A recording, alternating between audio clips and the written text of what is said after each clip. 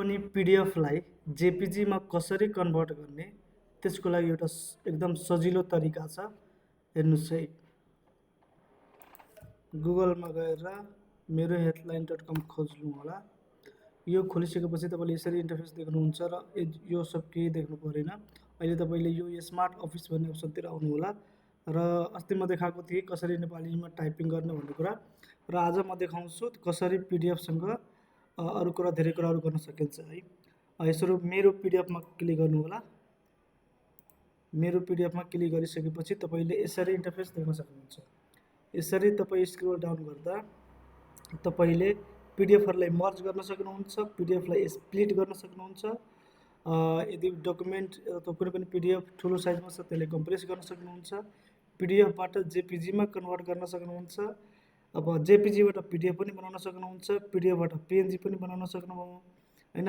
पिडिएफलाई rotate गर्नु पर्यो भने यहाँबाट गर्न सकियो, अथवा पिडिएफबाट कुनै डकुमेन्टको पेजेस हटाउनु छ भने त्यो पनि गर्न पायो। पेज नम्बर पनि थप्न सक्नुहुन्छ, वाटरमार्क लगाउनु पर्ने छ भने त्यो पनि गर्न सक्नुहुन्छ है।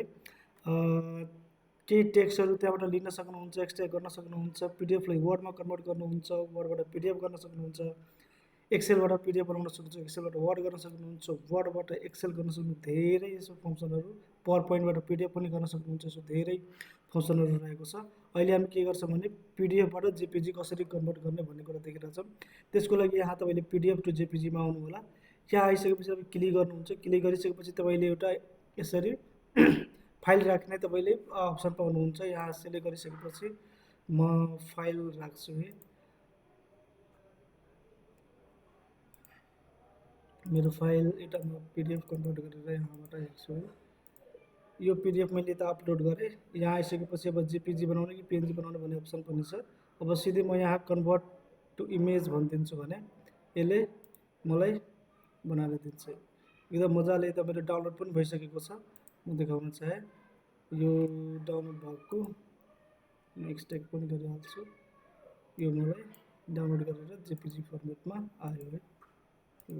यो जेपिजी भयो। अब यति सजिलो छ, एकदम मजाले। अरू धेरै पनि तपाईँले अप्सनहरू छ। यहाँ स्मार्ट अफिसमा आउनु होला, मेरो पिडिएफमा आउनु होला र मेरो पिडिएफमा धेरै टुलहरू छन्। र एउटा कुरा, यसको खास कुरा के छ भने यो वेबसाइट मैले बनाएको छु, सो यो नन टेकबाट बनेको छ भन्ने कुरा जानकारी दिइराख्दा पनि राम्रो छ। हस्, धन्यवाद।